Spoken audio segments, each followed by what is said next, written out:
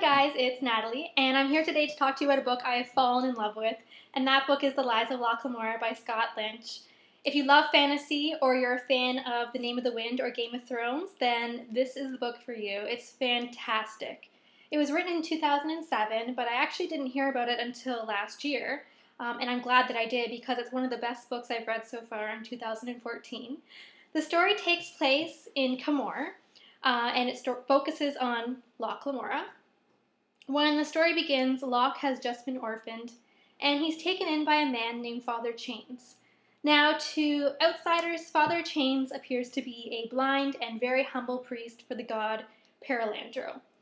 In reality, however, Father Chains is a master thief and con man, and he lets Locke join his gang known as the Gentleman Bastards.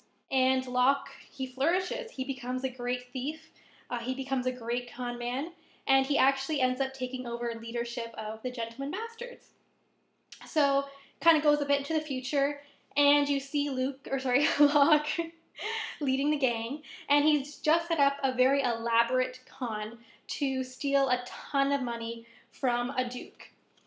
Unfortunately, however, Locke's plan is jeopardized when a villain appears by the name of the Grey King. And the Grey King is going around killing other thieves and gang leaders, and he starts to blackmail Locke to try to get his help in taking down the Kappa, who is basically the king of all the thieves and gangs. So yes, it is a great thrill ride. There are so many twists and turns.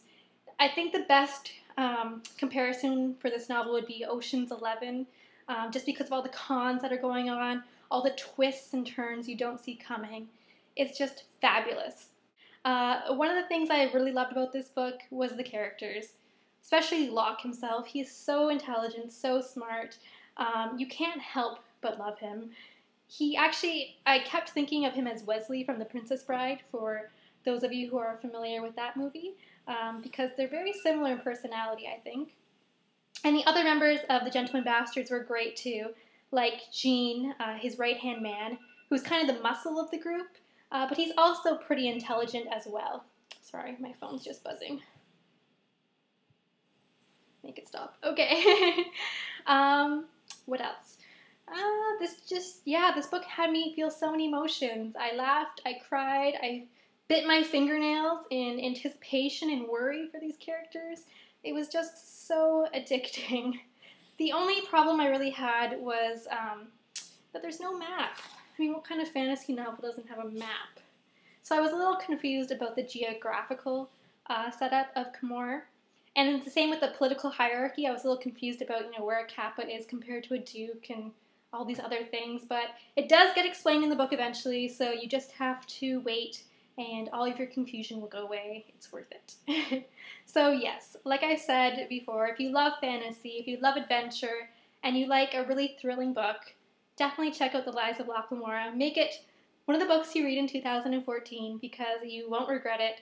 It's fantastic. 5 stars for me. So yeah, let me know if you've read The Lies of Locke Lamora before. Did you like it?